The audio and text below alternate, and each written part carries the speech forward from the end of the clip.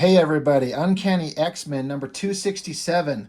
This book is significant for a couple of reasons. I was digging through all my books and I kind of kept passing over this one because I kind of forgot what was in it. And then I recently have got together with my friend Richard. As of this recording, I have not posted yet. Um, I'm trying to decide if I need to put it up first. Probably not, doesn't matter. But we did several reviews of certain things, and he had several artist editions, and I had the Jim Lee X-Men artist edition, and there were several pages in that artist edition book that were in from this issue. And we were talking about how the artwork in that crisp, beautiful black and white high resolution reproduction on a much bigger book, it's like twice the size of a comic book here. The artwork was so crisp and clean and pretty, and we were noticing several kind of inking techniques and drawing techniques that were like, I bet this looks so good. I wonder what it looks like in the actual issue. So then later on, I come home a couple days later, I'm digging around and I find this, and this is the issue, and I find some of those pages, and it is shocking how much of the artwork has gotten lost in the shitty printing. Now, this could just be my shitty copy. Maybe it's degraded and fallen apart, and maybe when they were originally printed, it was not this bad. And this as a splash page is not terrible, but there's some pages in here that are fucking atrocious, and I wish I had that artist edition with me so I could show you. And if I was a good YouTuber, it's weird to refer to myself as that guy who just makes videos for YouTube. I wish that I could have them to show you a comparison of what the original black and white artwork looked like versus the shit printing that goes on in these books. But artistically, you got it over here, art by Homage Studios, Lee, Portacio, and Williams. So as I recall, what my understanding is of this issue, for whatever reason, this needed to be produced, I believe, and please correct me if I'm wrong if you know, in like a 2-week time frame. So Marvel hit them up. Something about the book that was created, maybe the artist bailed on it or failed or something happened and it wasn't going to hit the deadline. And so they had to scrap whatever was going to happen before. And so they hit up Jim Lee and his buddies and said, can you draw an issue in 2 weeks? And they did. As I understand it, Jim Lee got the script, from the writer Claremont and did the layouts, figuring out like, okay, we're going to have here, he does like the rough layouts, handed it over to Whilce Portacio to do the final rendering in pencil, and then handed it off to Scott Williams to ink it. So all three of them were powering through these pages, and it looks fucking great.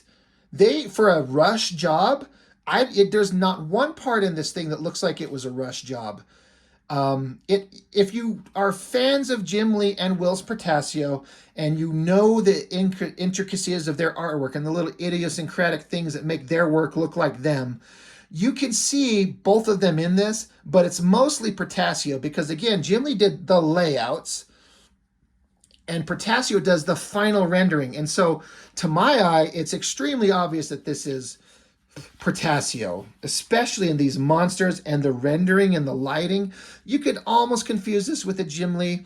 That aside, I don't care. I just got done doing a review.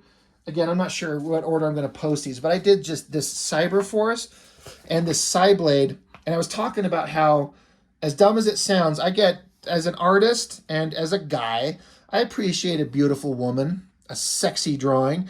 And Silvestri draws some of the sexiest girls in the history of the planet. He's got them in here and in here.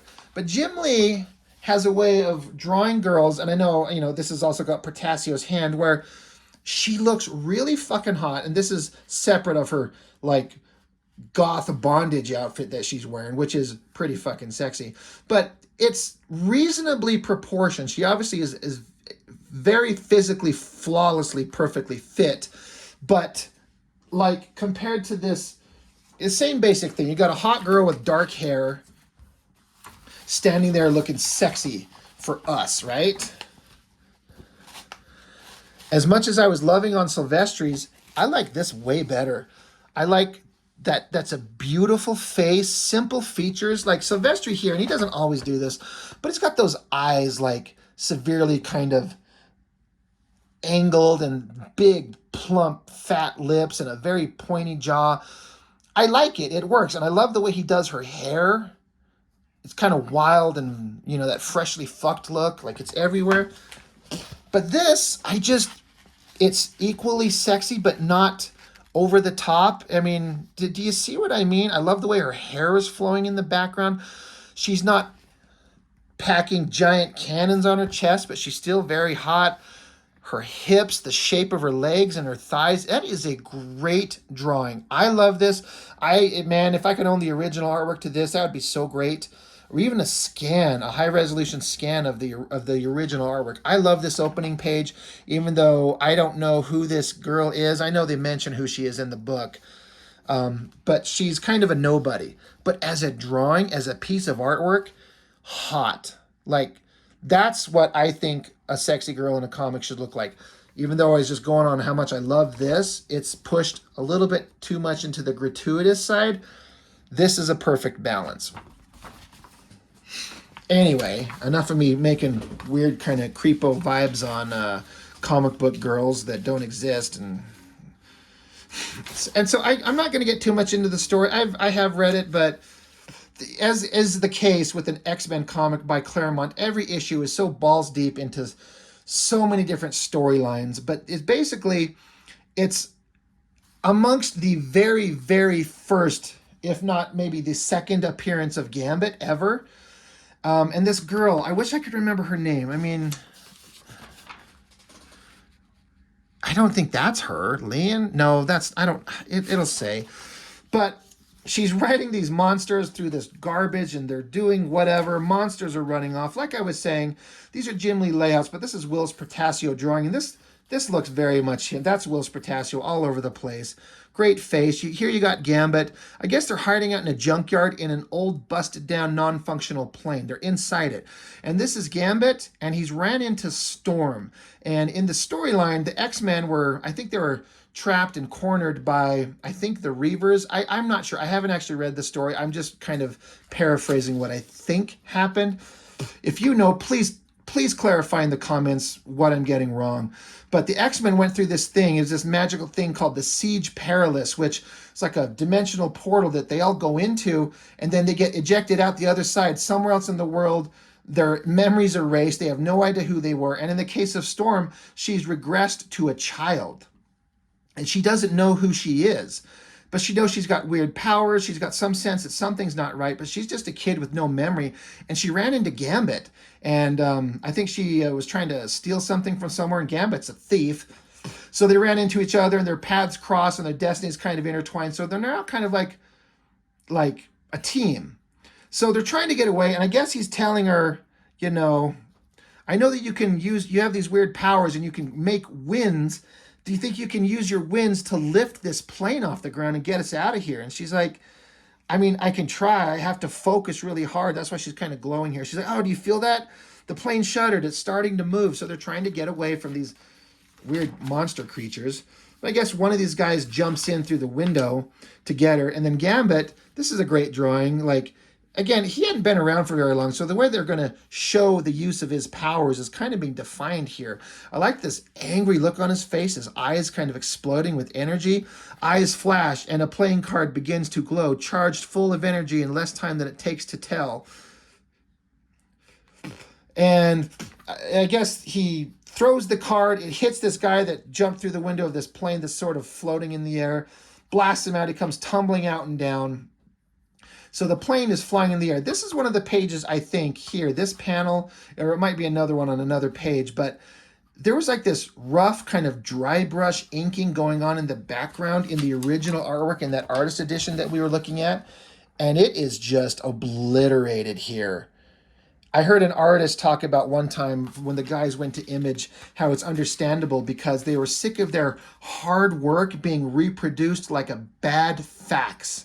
And that is a great way of putting it. If you ever put some pages into a fax machine and gotten the tail end of it coming out, man, it just comes out looking like shit. And remember, just imagine if you do some crisp, beautiful artwork and it gets printed like ass. It just looks like shit. And again, if you see that artist edition, I'll have that video up. Eventually, you'll see some of this. The original artwork looks so fucking good. It looks so good, and they just do a huge disservice to how it's reprinted. Again, I don't know if this is just a shit copy that I have. But anyway, Storm's making this plane kind of float in the air.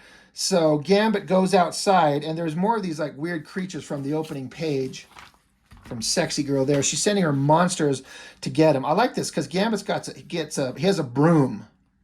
Like he often has a staff, but he's got a broom. And he's twirling it in his hand, spinning it really awesome, kind of distracting the guy, and just boots him straight in the face, sends him flying off. Now again, look at these pages. Does it feel like it was a rush job? Like imagine a Rob Liefeld rush job. I mean, he doesn't do backgrounds anyway.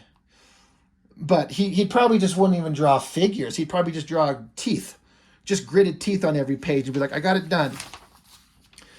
So the plane is floating in the air because Storm's making it fly. The bad guy falls, and Gambit's up here. And I remember this scene from being very young when I read this.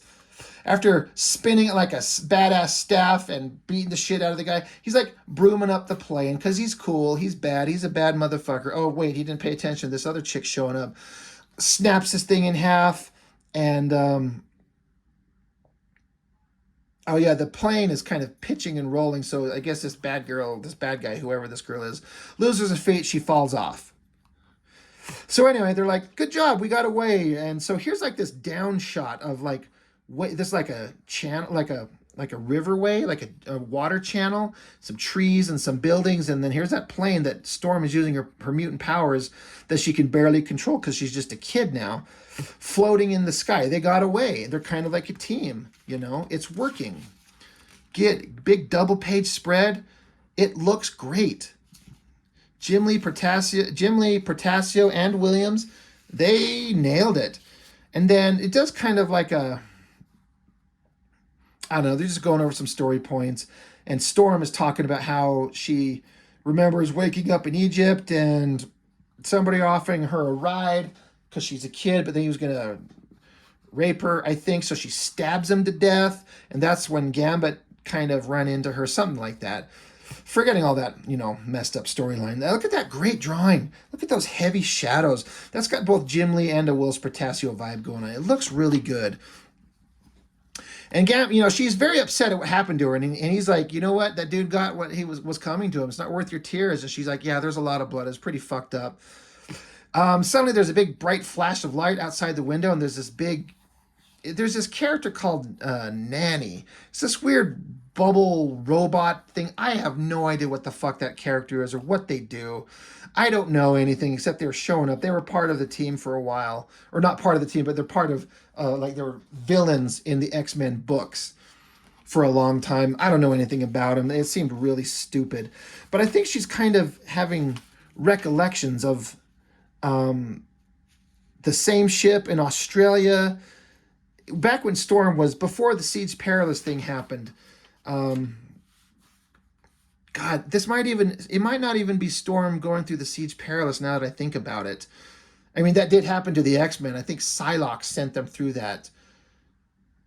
Dazzler, Colossus, Wolverine was, you know, strung up and crucified by the Reavers.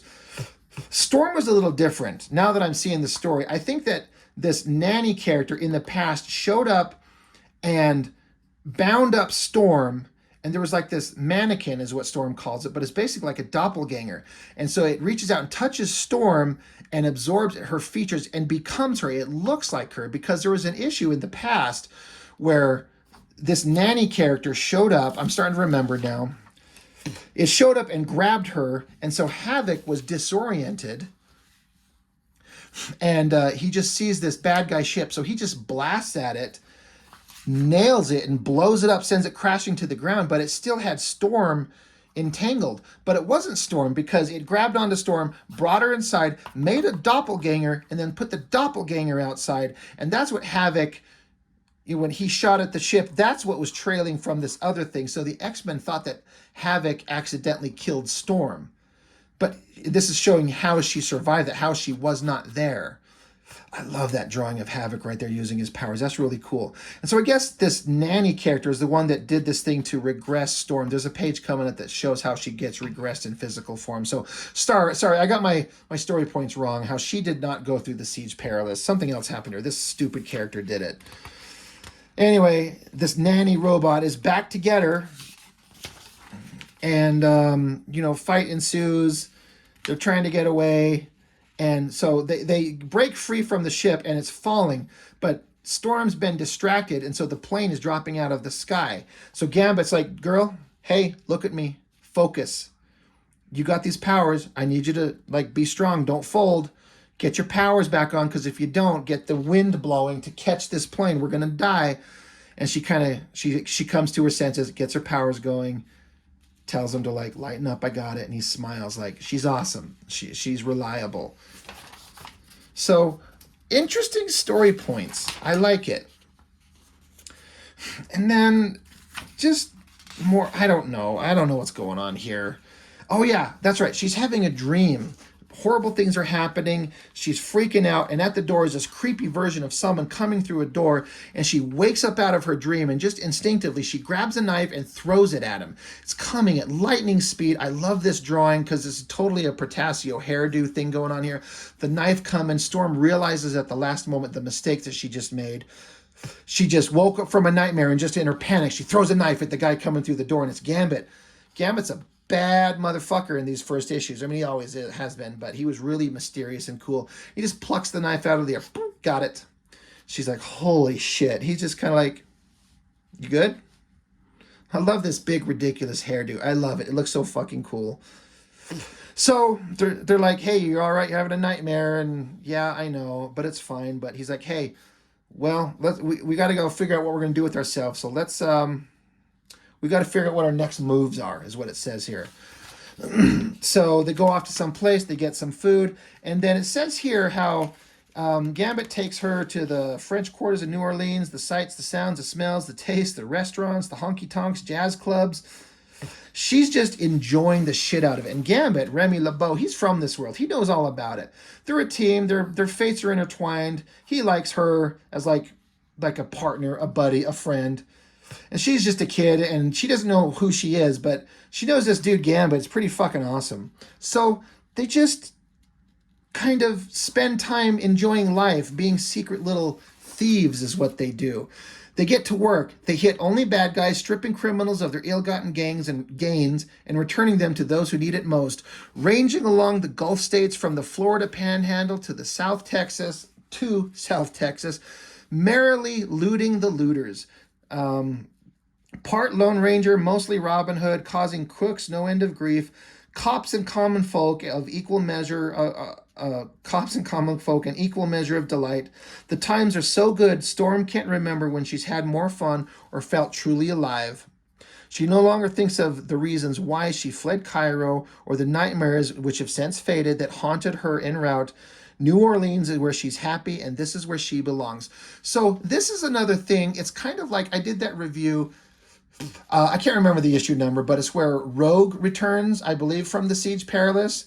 I think that's what happens, unless I'm wrong again. Maybe I'm just confusing, because the team got disbanded. Like the primo kind of Claremont Byrne era, Dark Phoenix era X-Men, where they had a mansion and everything. This is an era where everything went to shit. The mansion got blown up. The 5 original X-Men are off in New York being X-Factor. Storm's running the team. They're living in Australia, but they got hunted down. They're spread out. They're lost. They're missing. It was an interesting time in the X-Men comics. But in that one where Rogue comes back, and it is the Savage Land Rogue, I was talking about how it's such a major cultural thing that to this day, everyone thinks of Rogue, and they think of Savage Land Rogue, where she's like in her skimpy little outfit, running around a jungle, avoiding dinosaurs, hunting fish, just trying to survive on her own. And it's a version of the character that everyone just loves and remembers. And it was like 2 or 3 pages in the book at most of her living that world before she gets involved with Magneto again and back into the big drama of the X-Men. And I remember reading it, and it felt like it was this whole big, long storyline. And it absolutely was not.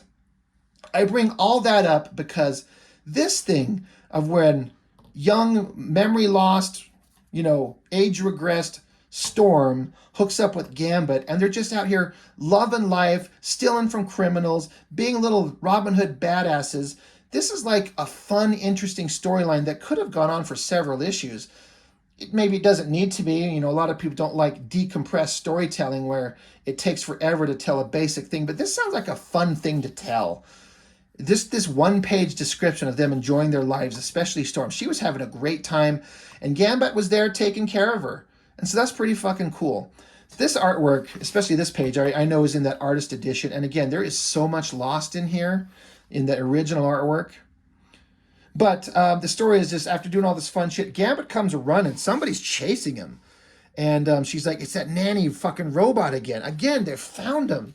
And so it grabs onto him, takes him way up in the sky, so she's able to kind of like use her powers a little bit better. She takes off up into the sky, gets into the ship.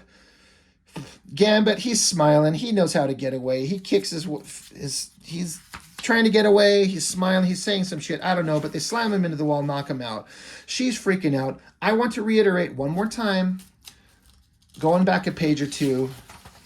Do you see how detailed these pages are for a 2-week rush job? Some artists can't pull out their sloppy-ass, ugly fucking comics like the shit that was in, you know, Brigade. Like, look at this.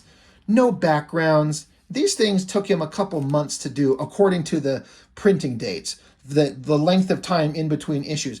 Look at these, and then look at this. Doesn't it just feel like God level and then child level? And that's exactly what it is, if we're being honest. This was a young kid starting out. He didn't know what he was doing, and it looks terrible. Look at this shit. And they pulled it out in 2 weeks. Detailed, beautiful, well-rendered, a team working in conjunction with each other. This is one of the pages that the artist edition, this energetic shot down here, it was done like in whiteout and paint. It's like the resolution was dropped by like 40% from the original artwork. It looks so terrible. This shot of Storm's body here, like it looks like it's all in shadow, but if you look kind of like you see on this version over here, how there's some cross-hatching lines in her there, and there's a few like on her chest in the second figure. This entire figure had all kinds of like cross-hatching lines that in the original artwork looked so much better. I don't mind this totally shadowed in version. That's fine. But the degradation in this artwork, specifically on this page and that face, and even this thing down here is also muddy. It's incredible how bad it got. It's so unfortunate. I really do wish I had that artist edition with me, but I don't have it. It's my friend's, and I haven't yet picked up my own. And I did, of course, like this drawing. You know, it's nude female figure. Well drawn. It's showing how she was an adult, and this robot scientifically, magically, whatever she did, reduced her in age to a kid, and then she eventually got free and then ran into Gambit. So she had this scientific bullshit done to her. Yeah, it's this robot nanny saying, as an adult, Storm, your will is too strong. By regressing you to childhood forever, past the point where your mutant powers came into being, and stripping you of your memories along the way, I can reshape character and belief so that my cause becomes yours. Won't that be wonderful? So that's what it's doing. Like, you're too strong as an adult. I'm going to reduce you to a kid and then re-raise you to be my little minion.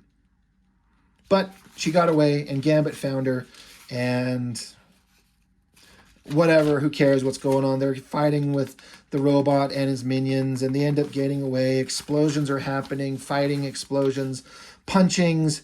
Gambit gets up, he gets his card, blows shit up there. The nanny's little weird egg ship crashes into the water. Gambit and Storm pop out. And Nanny, Orphan Maker, you know, that's what they call her.